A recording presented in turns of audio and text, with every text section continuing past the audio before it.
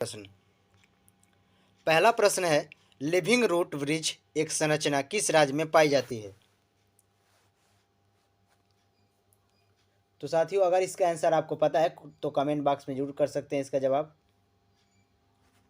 तो दोस्तों, living root जो ब्रिज है एक प्रकार का, इससे हम लोग इंग्लिश में जो लिखा हुआ है लिविंग रूट ब्रिज, इसे हम लोग जीवित जड़ के नाम से भी जानते हैं। तो इस क्वेश्चन का हमारा बिल्कुल सही जवाब ये हो जाएगा मेघालय। मेघालय में स्थित है, ये मेघालय में जड़ पाया जाता है, यानी पहले क्वेश्चन का बिल्कुल सही जवाब ये हो जाएगा।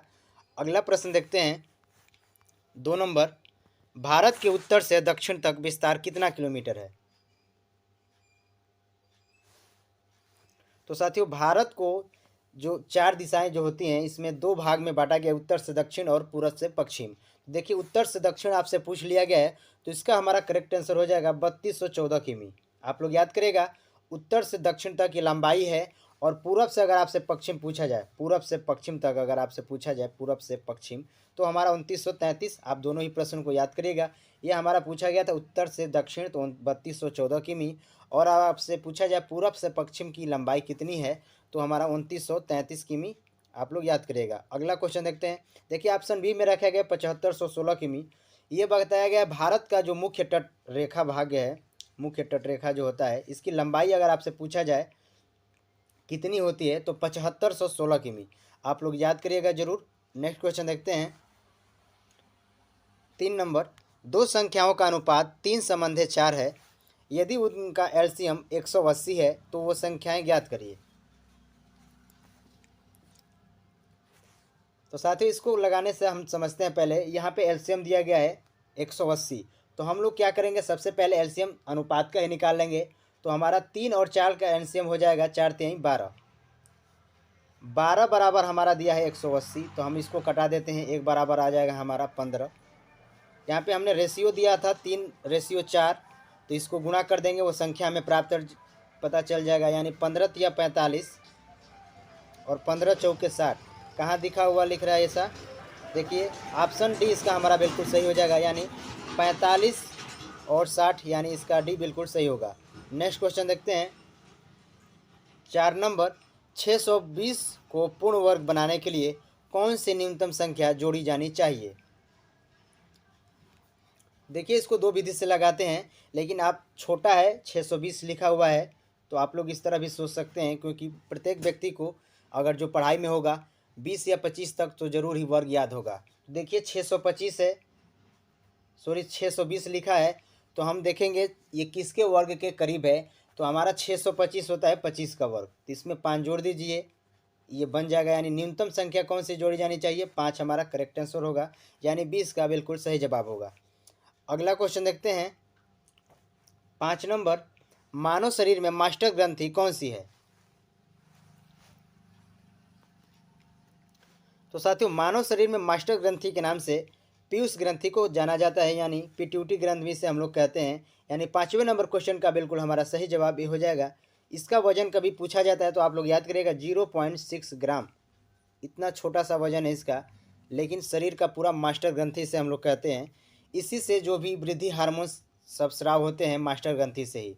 आप लोग को यहाँ पे बताना है fight and flight, fight and flight ये हार्मोन्स है, ये किस ग्रंथि से द्वारा निकलता है? कमेंट बॉक्स में जरूर बताइए इसका जवाब। फाइट एंड फ्लाइट हार्मोन्स जो एक ग्रंथि से निकलता है, आपको उस ग्रंथि का नाम बताना है। अगला क्वेश्चन देखते हैं, 6 नंबर, कंचनजंगा पर्वत भारत के किस राज्य में स्थित है?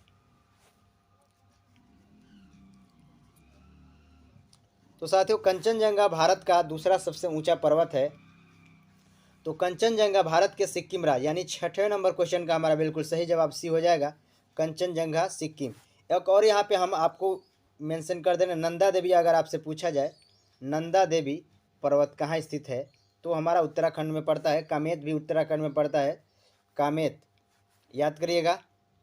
अगला क्वेश्चन देखते हैं, 7 नंबर, मर्सिडीज कप किस खेल से संबंधित है? तो दोस्तों, इस क्वेश्चन का हमारा बिल्कुल सही आंसर हो जाएगा बी, लाल टेनिस, यानी 20 का बिल्कुल करेक्ट जवाब हो जाएगा। देखिए कि यहाँ पे आता है मर्डेका कप, मर्डेका कप बिल्कुल ऐसा ही दिखने में लग रहा है, मर्सिडीज और मर्डेका अगर ये आपसे पूछा जाए मर्डेका कप किससे संबंधित है, फुटबॉल, आप लोग ट्रिक करिएगा, फुटबॉल। देखिए फुटबॉल के प्रत्येक पक्ष में 11 खिलाड़ी होते हैं। अगला क्वेश्चन देखते हैं 8 नंबर, भारत सरकार ने परिवार नियोजन कार्यक्रम कब अपनाया था?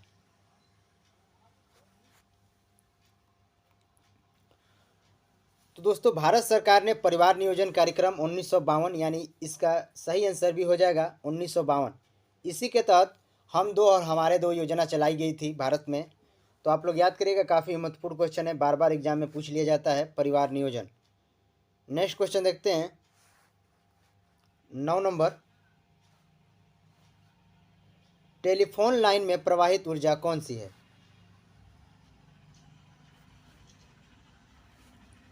तो साथियों जो टेलीफोन लाइन है उसमें कौन सी ऊर्जा प्रवाहित होती है, आपको बताना है। तो दोस्तों इस प्रश्न का हमारा बिल्कुल सही आंसर भी हो जाएगा विद्युत ऊर्जा। याद करिएगा आप लोग, विद्युत ऊर्जा प्रवाहित होती है टेलीफोन लाइन में, क्योंकि आप लोग को पता होगा टेलीफोन जो है विद्युत ऊर्जा को, उसमें जो देखिए मोबाइल में सबसे पहले एक माइक भी होता है और एक लाउड स्पीकर होता है। तो जो हमारा माइक का जो काम है ध्वनि ऊर्जा को विद्युत ऊर्जा में परिवर्तित करती है, और उसमें का जो लाउड स्पीकर होता है वो विद्युत ऊर्जा को ध्वनि ऊर्जा में परिवर्तित करता है। तो देखिए टेलीफोन में विद्युत ऊर्जा हमारा स्थानांतरित होता है, आप लोग याद करिएगा। नेक्स्ट क्वेश्चन देखते हैं 10 नंबर, प्रथम 50 पूर्ण संख्याओं का औसत क्या है? तो इसको लगाने से पहले आपको देखना पड़ेगा पूर्ण संख्याएं कैसे चालू होती हैं, सबसे पहले कहाँ से। तो जो पूर्ण संख्या यानी होल नंबर जिसे हम लोग कहते हैं, 0 से चालू होता है। यदि प्राकृतिक संख्याओं के समूह में एक शामिल कर दिया जाए तो उसे हम लोग पूर्ण संख्या कहते हैं। 0, 1, 2, 3, 4 ये भी जो जाएंगे हमारी संख्या अनगिनत, इसे हम लोग पूर्ण संख्याएं कहते हैं। तो देखिए सबसे पहले हमको देखना है 50 तक पूर्ण संख्या है, तो आपको लिखना पड़ेगा 0 से लेकर 49 तक, क्योंकि 1 से 49 तक लिखेंगे तो 49 संख्या, और एक 0 है हमारा 50 हो जाएगा। तो सबसे पहले इसका हम लोग औसत योग निकालते हैं। तो योग निकालने के लिए सबसे पहले होता है फर्स्ट संख्या और लास्ट संख्या, तो 49 और 0 जोड़ देंगे तो 49 ही हो जाएगा। और गुणते कितनी संख्याएं हैं, तो 50 और बट्टा में 2, जब इसको डिवाइड करेंगे तो आ जाएगा हमारा 1225, और इसमें 50 से भाग दे देंगे तो इसका हमारा करेक्ट आंसर आ जाएगा 2450, यानी डी इसका बिल्कुल सही जवाब हो जाएगा। अगला क्वेश्चन देखते हैं 11 नंबर, यदि 75 में किसी संख्या का 75% जोड़ दें तो हमें वही संख्या प्राप्त होता है, तो वह संख्या क्या होगी? तो देखिए किसी संख्या यदि 75 में अगर आपके पास 75 है, उसमें किसी संख्या का 75 जोड़ना, यानी प्लस किसी संख्या का 75% जोड़ देंगे आप, तो हमें क्या प्राप्त होता है? फिर हमें वही संख्या यानी x ही प्राप्त होता है। तो कटाइए इसको, 25 तिहाई 75 और 25 चौके 100, इसको हल कर लेते हैं। ये बचा था हमारा 75 प्लस 3x बटा में 4 बराबर में x। इसको x को उधर हम लोग भेज देते हैं तो हमारा बन जाएगा माइनस में 3x बटा में 4। इसको जब हल करेंगे एलसीएम लेके तो 4x माइनस में 3x घटेगा तो हमारा x आ जाएगा, और 75 को इसमें गुणा कर दीजिए 4 का, तो आ जाएगा हमारा आंसर x बराबर 300। यानी देखिए आपको कहाँ लिखा हुआ मिल रहा है, बी नंबर हमारा बिल्कुल सही जवाब हो जाएगा। 300 वो संख्या है। नेक्स्ट क्वेश्चन देखते हैं 12 नंबर, भारत का डेट्रॉइट किस शहर को कहा जाता है? तो साथियों इस क्वेश्चन का हमारा सही आंसर क्या रहेगा, कमेंट बॉक्स में जरूर बताएं। तो दोस्तों भारत का डेट्रॉइट शहर चेन्नई को कहा जाता है, यानी 12 नंबर क्वेश्चन का बिल्कुल सही आंसर ये हो जाएगा, चेन्नई शहर को कहा जाता है। तमिलनाडु की राजधानी है चेन्नई, आप लोग याद करिएगा। नेक्स्ट क्वेश्चन देखते हैं 13 नंबर, निम्न में कौन सा सुमेलित नहीं है? तो साथियों सारे ही बंदरगाह के नाम दिए गए हैं, आपको बताना है कौन सा बंदरगाह किस राज्य में स्थित नहीं है। देखिए ऑप्शन और जवाब दीजिए। तो देखिए कंडला बंदरगाह बिल्कुल गुजरात में स्थित है, कोच्चि बंदरगाह ये भी केरल में स्थित है, एन्नोर बंदरगाह तमिलनाडु में स्थित है, बिल्कुल सही है, और मोर्मुगोवा बंदरगाह जो है ये मुंबई में ना होकर गोवा में स्थित है, आप लोग याद करिएगा। यानी इसका हमारा सही आंसर डी हो जाएगा, क्योंकि ये गलत है इसमें, तो डी इसका बिल्कुल सही जवाब होगा। कौन सा सुमेलित नहीं है आपको बताना था। मर्मुगोवा जो बंदरगाह है गोवा में स्थित है। तमिलनाडु में एक और बंदरगाह है तूताकोरियम, आप लोग याद करिएगा, तूताकोरियम बंदरगाह आपसे पूछा जाए कहाँ पे है, तो हमारा तमिलनाडु में है। पारादीप बंदरगाह अभी आप लोग को कल की वीडियो में देखा गया था, उड़ीसा में स्थित है। हल्दिया बंदरगाह आप लोग याद करिएगा, पश्चिम बंगाल में है। नेक्स्ट क्वेश्चन देखते हैं 14 नंबर, हथकरघा दिवस कब मनाया जाता है? तो साथियों हथकरघा दिवस जो है ये 7 अगस्त को मनाया जाता है, यानी 14 नंबर क्वेश्चन का हमारा बिल्कुल सही आंसर सी हो जाएगा, हथकरघा दिवस। अगला क्वेश्चन देखते हैं 15 नंबर, किसी वस्तु को 12% लाभ के बदले 8% लाभ पर बेचा जाता है तब 232 रुपया कम मिलता है। तो वस्तु का क्रय मूल्य वास्तव में क्या था, आप लोग को बताना है। तो देखिए इसको कैसे हल करेंगे। यहाँ पे देखेंगे 12% लाभ के बदले 8% लाभ, यानी 2 बार प्लस प्लस दे दिया गया है। तो जब एक ही चिन्ह रहेगा तो हम लोग माइनस कर देंगे, और विपरीत चिन्ह रहेगा, जैसे में अगर यहाँ पे प्लस और माइनस रहता यानी लाभ और हानि रहता तो हम लोग इसको जोड़ देते। तो देखिए यहाँ पे दोनों दोनों प्लस है तो इसको घटा देंगे, 12 में से 8 घटेगा हमारा 4% बचेगा, और यही 4% बराबर कम रुपया कितना मिला हमें, 232 रुपया। परसेंटेज जैसे ही हटेगा नीचे 100 आ जाएगा, तो 100 ऊपर चला जाएगा 100, और बट्टा में आ जाएगा हमारा 4, कटा देते हैं 4 से इसको, 4 5 20 और 4 8 32, यानी 5800। इसका हमारा सही आंसर सी हो जाएगा, आप लोग याद करिएगा। नेक्स्ट क्वेश्चन देखते हैं 16 नंबर, एक व्यक्ति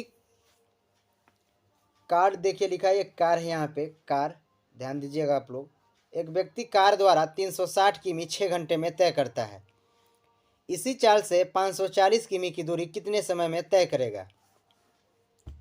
तो इस क्वेश्चन में देखिए सबसे पहले हम लोग चाल निकालेंगे। तो चाल बराबर होता है हमारा दूरी बटा में समय, चाल बराबर होता है दूरी बटा में समय। तो देखिए बिल्कुल पहले वाला में मेंशन किया गया है। तो 360 और बटा में समय जो है हमारा 6, भाग दे देंगे तो आ जाएगा 6 6 के 36, यानी 60 आ जाएगा। 60 किमी प्रति घंटा है। तो इसी चाल से आपको 540 किमी जाना है। तो 540 बटा में 60 से भाग दे दीजिए, 0 से 0, और 6 9 54, यानी 9 घंटा में हम लोग तय कर पाएंगे वो दूरी को, यानी 20 का हमारा बिल्कुल सही जवाब हो जाएगा। अगला क्वेश्चन देखते हैं 17 नंबर, संविधान में मौलिक कर्तव्य किस समिति के सिफारिश पर जोड़ी गई है? तो साथियों संविधान में जो मौलिक कर्तव्य है ये तो हमारा 42वां संविधान संशोधन हुआ था, आप लोग याद करेगा। संशोधन में 42वां संविधान संशोधन हुआ था, कब हुआ था? तो 1976, डेट भी आप लोग याद करिएगा। हमने आपको बता दिया है 42वां संविधान संशोधन के तहत 1976 में संविधान में मौलिक कर्तव्य जोड़े गए हैं, और मौलिक कर्तव्यों की संख्या कुल 11 है, आप लोग याद करिएगा। और किस समिति के तहत, जो आपसे पूछा गया, सरदार स्वर्ण सिंह समिति, इन्होंने ही सिफारिश की थी, और 1976 में 42वां संविधान संशोधन के तहत जोड़ दिया गया था। अगला क्वेश्चन देखते हैं 18 नंबर, मिशन कर्मयोगी कार्यक्रम किसके लिए है? तो साथियों मिशन जो कर्मयोगी कार्यक्रम है ये सिविल सेवक, यानी जो भी सरकारी कर्मचारी हैं उनके लिए बनाया गया है, यानी 18 नंबर क्वेश्चन का हमारा बिल्कुल सही आंसर बी हो जाएगा, सिविल सेवक यानी सिविल कर्मचारियों के लिए बनाया गया है। नेक्स्ट क्वेश्चन देखते हैं 19 नंबर, बाल विवाह निषेध संशोधन विधेयक 2021 के तहत महिलाओं की शादी की उम्र क्या है? तो 2021 में एक संशोधन हुआ था शादी के लिए, तो वो महिलाओं का उम्र अब क्या कर दिया गया है शादी के लिए? तो इसका हमारा बिल्कुल करेक्ट जवाब हो जाएगा ए, यानी 21 वर्ष कर दिया गया है। इसका जो पहले उम्र था शादी का, लड़कियों का उम्र 18 वर्ष की अगर कोई भी लड़की हो जाती है तो शादी करने योग्य मानी जाती थी, लेकिन अब इसको 21 वर्ष बढ़ा दिया गया है, आप लोग याद करिएगा, यानी ये इसका बिल्कुल करेक्ट जवाब होगा। अगला क्वेश्चन देखते हैं 20 नंबर, सोडियम हाइड्रोक्साइड को किस नाम से जाना जाता है? तो देखिए सोडियम हाइड्रोक्साइड, इसका अगर आप सूत्र देखना चाहते हैं तो NaOH होता है। इसे हम लोग कास्टिक सोडा के भी नाम से जानते हैं, यानी 20 नंबर क्वेश्चन का हमारा बिल्कुल राइट आंसर सी हो जाएगा। आप लोग को बताना है इसमें ब्लीचिंग पाउडर का सूत्र क्या है, जिसे हम लोग विरंजक चूर्ण के भी नाम से जानते हैं। ऑप्शन बी में दिख रहा होगा ब्लीचिंग पाउडर, इसका आप लोग को सूत्र बताना है, कमेंट बॉक्स में जरूर बताइए। नेक्स्ट क्वेश्चन देखते हैं 21 नंबर, भारतीय संविधान में द्विसदनात्मक की विशेषता किस देश से ली गई है?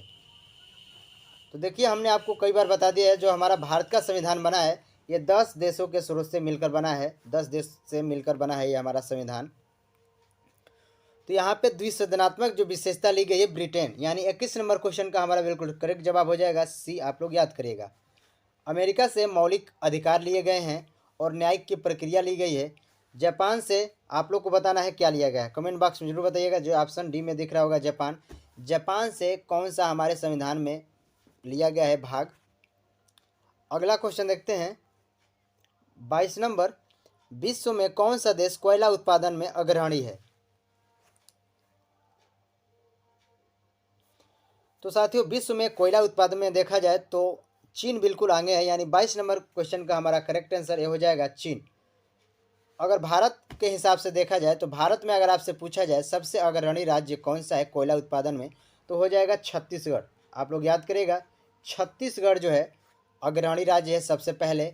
और अगर आपसे पूछा जाए कोयला के भंडार सबसे अधिक किस राज्य में पाए जाते हैं, तो हमारा झारखंड बिल्कुल करेक्ट जवाब होगा।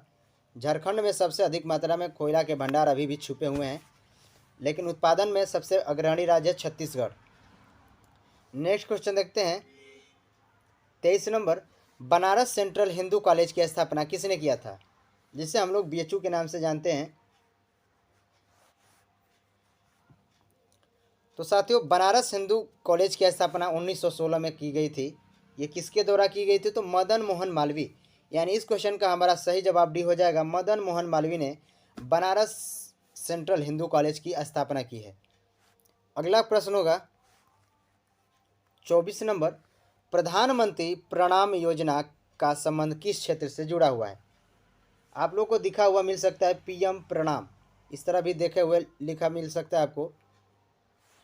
तो आप लोग को बताना है इसका संबंध किससे है। तो दोस्तों इस क्वेश्चन का हमारा बिल्कुल सही जवाब हो जाएगा बी, रासायनिक उर्वरक को कम करना। जो भी खेती हो रहा है इस समय उसमें रासायनिक उर्वरक को कम करना, यानी जैविक खेती को आगे बढ़ावा दिया जा रहा है, यानी इसका भी हमारा बिल्कुल सही जवाब हो जाएगा। नेक्स्ट क्वेश्चन देखते हैं 25 नंबर, 4 विकल्प में से 3 किसी तरह समान है, भिन्न का पहचान करें।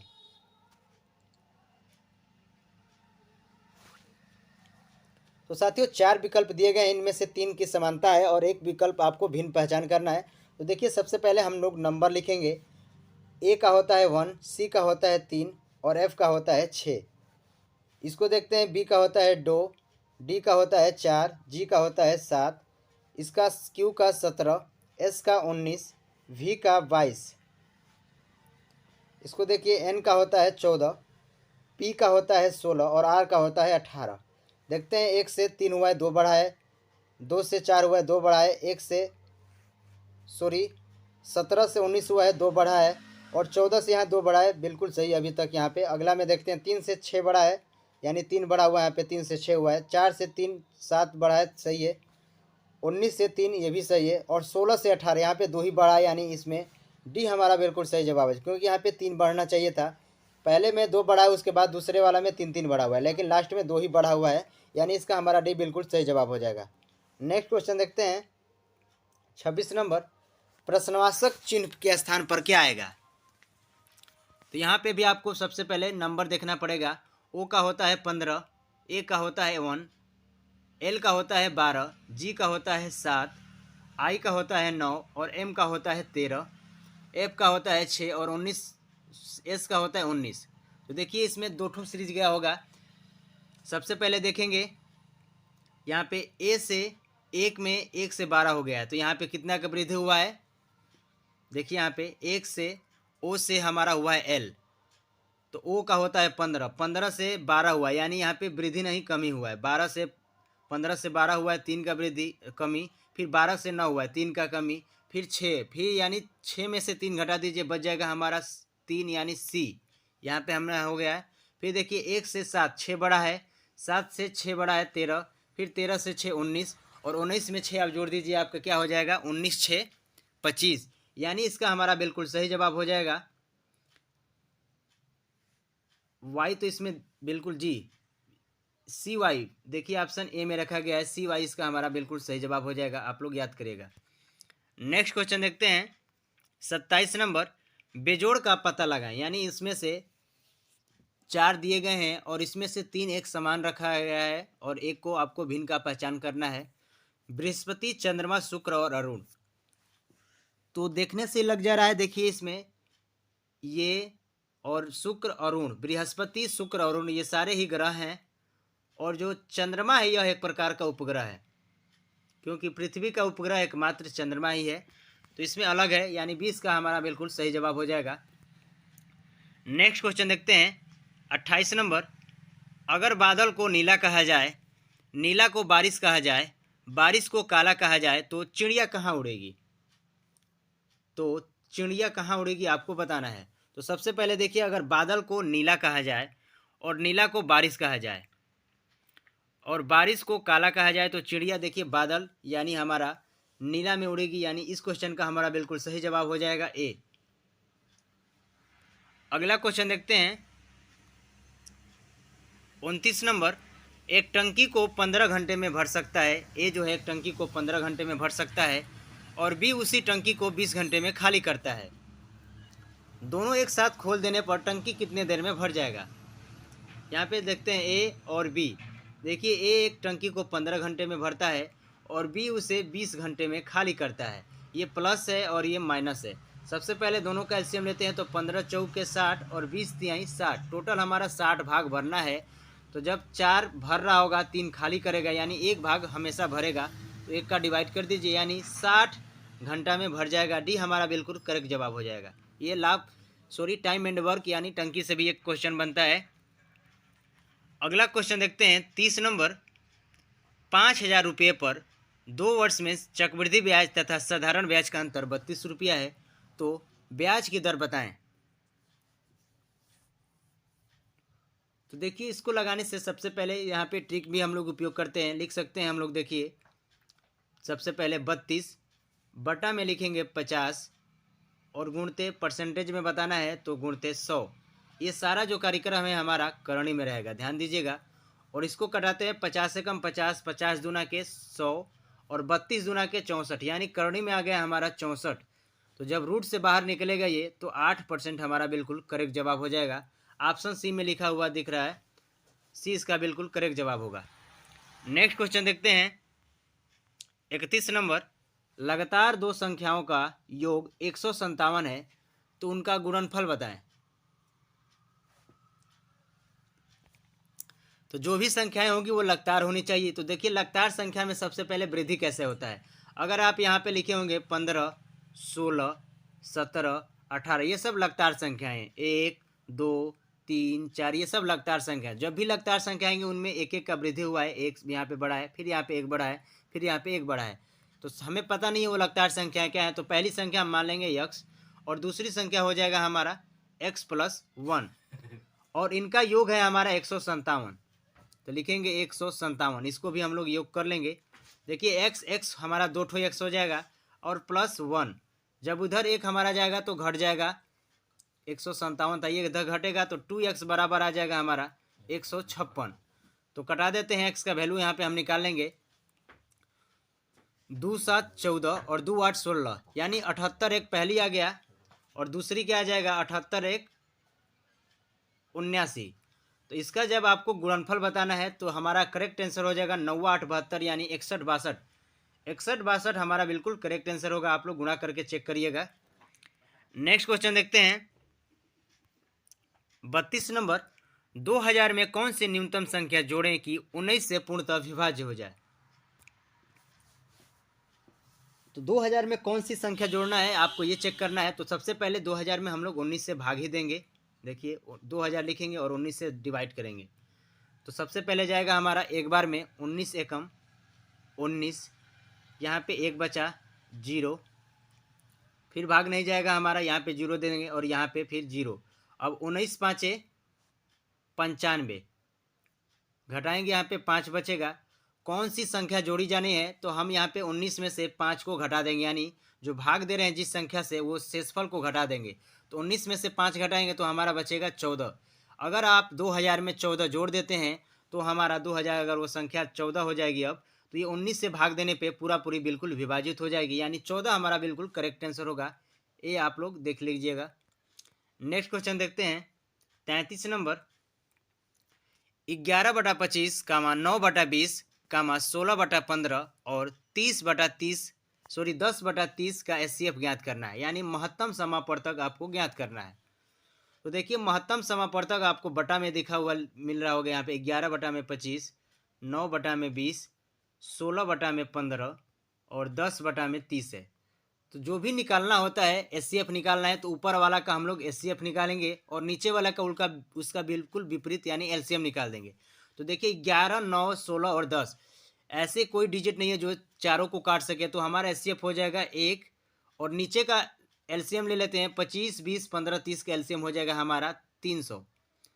देखिए ऑप्शन सी में इसका हमारा बिल्कुल सही जवाब लिखा हुआ है, सी इसका बिल्कुल करेक्ट हो जाएगा। अगर यही आपसे पूछा जाता है एलसीएम इसको ज्ञात करिए तो ऊपर वाला का एलसीएम ज्ञात कर लेते और नीचे वाले का एचसीएफ। आप लोग ऐसे ही करिएगा। नेक्स्ट क्वेश्चन देखते हैं 34 नंबर। पिता तथा पुत्र की वर्तमान आयु का योग 60 वर्ष है और 6 वर्ष पहले पिता की आयु पुत्र की 2 गुनी थी। तो हम लोग बताएंगे पुत्र और पिता। देखिए इसमें हमेशा कितना भी वर्ष पीछे जाएं चाहे आगे जाएं हमेशा पिताजी ही बढ़ रहेंगे। तो जो पुत्र है अपने पिता का, पिता जो है अपने पुत्र का 2 गुना है, तो पिता 2 गुना और पुत्र 1 गुना है, तभी तो ये 2 गुना हो जाएगा। और 6 वर्ष पहले का ये अनुपात है, 6 वर्ष पहले का ये अनुपात है, ये 6 वर्ष पहले का है। तो देखिए उनका वर्तमान में जो उम्र का योग दिया हुआ है दोनों लोग का 60 वर्ष है, तो 6 वर्ष पहले हम लोग पीछे आएंगे। तो 6 12 इसमें से घटा देंगे तो हमारा हो जाएगा 60 में से 12 घटा देंगे तो 48 ये उम्र है। तो यहाँ पे अनुपात भी दिया है तो इसको जोड़ लेंगे 2 और 1 3, 3 बराबर 48, तो 1 बराबर आ जाएगा हमारा 16। अब इसको कटा दीजिए, 16 एकम 16 और 16 दूना के 32। दोनों लोग का हमने उम्र ज्ञात कर लिया है, 16 एकम 16 और 16 दूना के 32। लेकिन ये वर्तमान का है, सॉरी वर्तमान में ही हमको बताना है। तो 6 वर्ष हम लोग पीछे गए थे तो इसमें 6 वर्ष जोड़ दीजिए आप, इसको पिता का बताना है तो आ जाएगा हमारा 38 वर्ष हमारा बिल्कुल करेक्ट हो जाएगा। इसमें अगर वर्तमान में आना है तो इसमें जोड़ना पड़ेगा 6 वर्ष, तो हो जाएगा ये 22 वर्ष का लड़का। लेकिन पिता से ही आपको पूछा कि 38 वर्ष इसका बिल्कुल सही जवाब होगा। नेक्स्ट क्वेश्चन देखते हैं 35 नंबर। 25 जनवरी 1948 को कौन सा दिन था?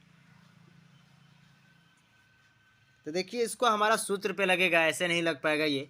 तो सबसे पहले देखा जाता है 1900 जो 48 है इसमें लीप वर्ष और साधारण वर्ष निकालते हैं। तो देखिए 1900 अगर ये तोड़ दिया जाए 1900 और 48 तो 1900 का कोड होता है हमारा, देखिए लगाने का जो कैलेंडर का अलग अलग तरीका होगा काफ़ी लोगों का। तो 1900 का हमारा जो है जब शताब्दी वर्ष से भाग देंगे 400 से तो 300 बचेगा, तो 300 का कोड हो जाता है 1। अब 48 है यहाँ पे, तो 48 को देखिए कैसे हम लोग करेंगे। 48 में सबसे पहले 1 कम लेंगे तो 47 हो जाएगा। 4 से डिवाइड करिए क्योंकि 4 से डिवाइड करेंगे तो 4 एकम 4 कट गया ये, और 4 एकम 4 यानी 11 चौक 44। इसका 2 गुना कर दीजिए, 11 दूना के 22।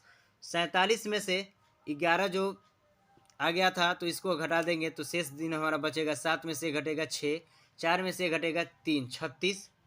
अब प्लस शताब्दी जो कोड था हमारा 1 था, यानी 22, 36 और 1, इसको जोड़ लेंगे। यहाँ पे देखिए यहाँ पे भी 1 ले लेते हैं और यहाँ पे भी 1 से 1 यानी 2 बचा हुआ है।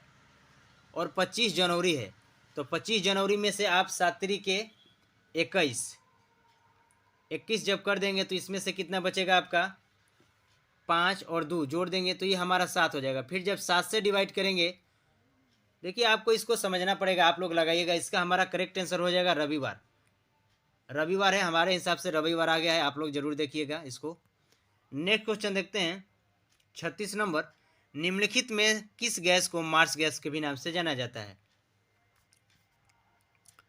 तो साथियों मार्स गैस के नाम से हम लोग मीथेन को जानते हैं, यानी 36 नंबर क्वेश्चन का हमारा बिल्कुल सही आंसर बी हो जाएगा। इसका अगर आपसे सूत्र पूछा जाए तो CH4 होता है। ये दलदली क्षेत्र में सबसे अधिक मात्रा में पाए जाते हैं। यहाँ पे एक और क्वेश्चन पूछा जाता है, धान के जो खेत होते हैं उनमें सबसे अधिक मात्रा में कौन सी गैस पाई जाती है? तो हमारा मीथेन गैस ही पाया जाता है। अगला क्वेश्चन देखते हैं 37 नंबर। धातु के ऑक्साइड प्राकृतिक में कैसे होती है? तो साथियों जो भी धातु होते हैं उनकी ऑक्साइड जो होती है प्राकृतिक में क्षारीय, यानी 27 नंबर क्वेश्चन का हमारा बिल्कुल करेक्ट आंसर भी हो जाएगा, क्षारीय होती है।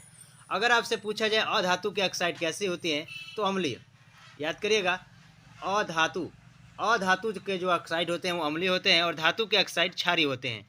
आप सभी लोग बताइए ऐसे कौन से धातु हैं जिनका ऑक्साइड क्षारीय और अम्लीय भी होते हैं, यानी अम्ल और क्षार दोनों के साथ वो लोग प्रतिक्रिया करते हैं। कमेंट बॉक्स में जरूर बताइए।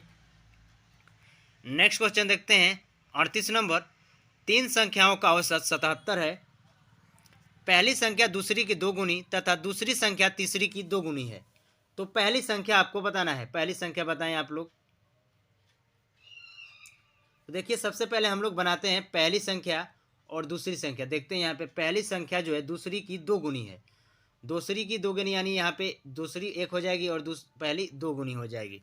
पहली संख्या दूसरी की 2 गुनी है तथा दूसरी संख्या तीसरी की 2 गुनी है। तो यहाँ पे दूसरी यहाँ पे 2 गुनी और ये 1 हो जाएगा। देखिए इसमें दो दो बार कौन आया है, दूसरी संख्या है, तो यहाँ पे हम लोग रेशियो बनाएंगे 2 संबंधे 1, यानी 2 संबंधे 1 और 2 संबंधे 1। यहाँ पे हमारा पहली दूसरी और तीसरी 2 दूना के 4, 2 एकाइम 2 और 1 एकाइम 1। देखिए यहाँ पे 4 और 2 और 1 का अनुपात, ये तीनों संख्या हमने निकाल लिया है। तो सबसे पहले देखिए इसको जोड़ते हैं। 4 2 6 1 7, 7 बराबर हमारा है 77। तो डिवाइड कर दीजिए, 11 बार में कट जाएगा। लेकिन यहाँ पे औसत दिया गया है, तो औसत के लिए कुल पदों का योग बटा में कुल पदों की संख्या। तो संख्या हमारा कितना था, 3 था, तो गुणा कर दीजिए 11 3 33, यानी हमारा 33 आ गया है 1 बराबर।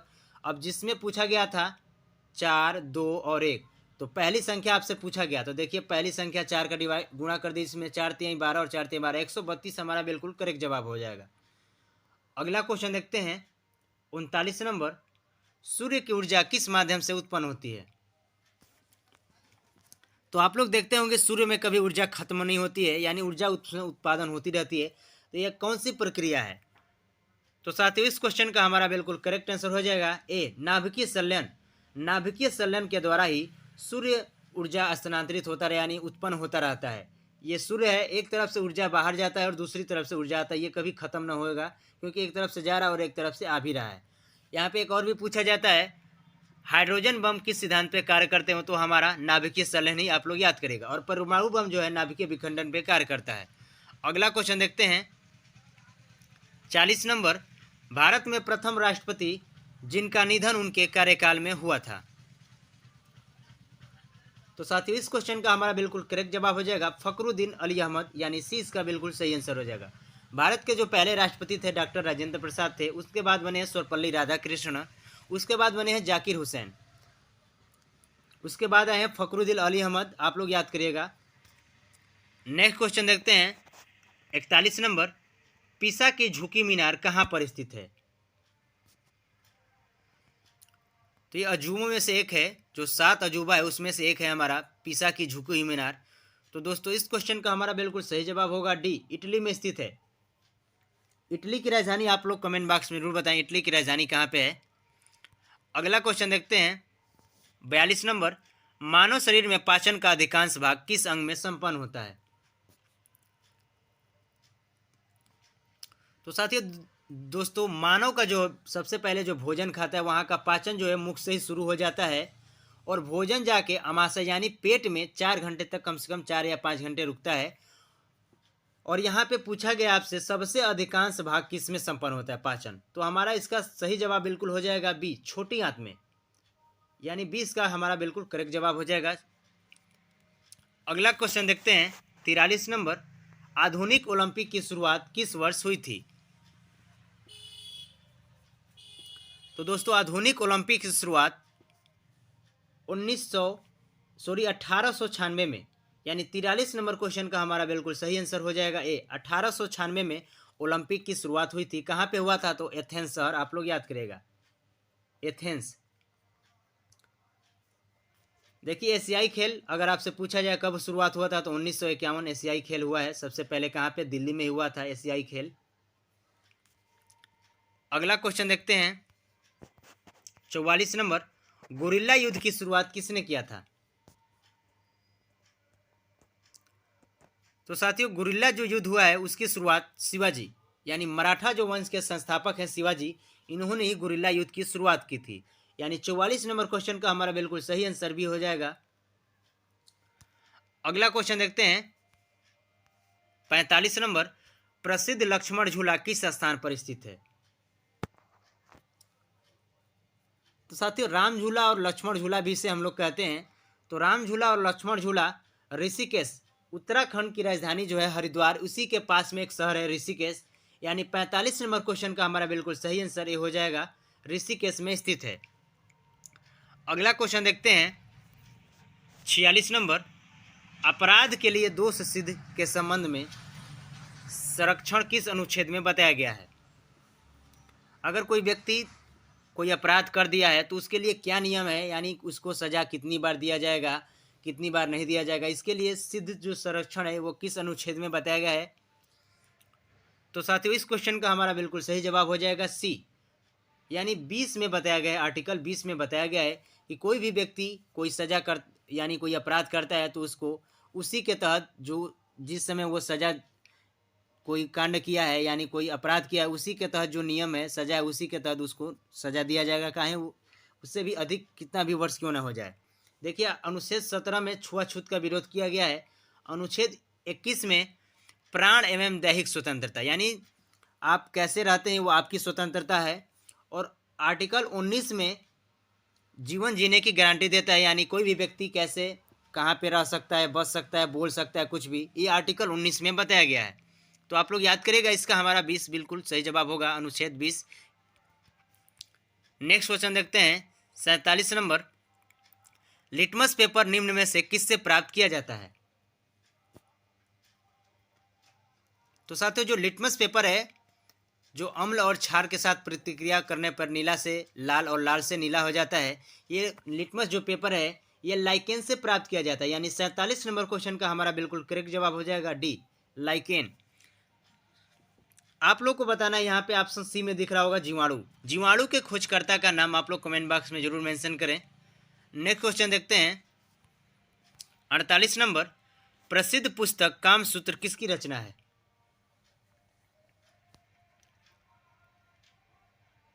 तो साथियों, जो प्रसिद्ध पुस्तक है कामसूत्र, इसकी रचना महर्षि वात्स्यायन, यानी 48 नंबर क्वेश्चन का हमारा बिल्कुल सही आंसर बी हो जाएगा, महर्षि वात्स्यायन। आप लोग याद करिएगा, पंचतंत्र है यहाँ पे एक, और यहाँ पे हम मेंशन कर दे रहे हैं पंचतंत्र। पंचतंत्र आपसे पूछा जाए किसकी रचना है तो वो विष्णु शर्मा, आप लोग याद करिएगा। नेक्स्ट क्वेश्चन देखते हैं, 49 नंबर, डॉक्टर भीमराव अंबेडकर को भारत रत्न से कब सम्मानित किया गया था?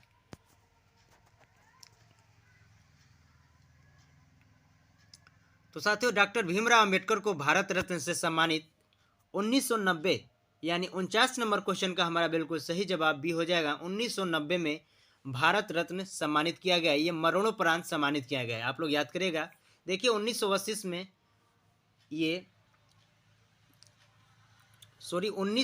में जो है मदर टेरेसा को दिया गया। 1980 आप लोग याद करिएगा, मदर टेरेसा को सम्मानित किया गया भारत रत्न से।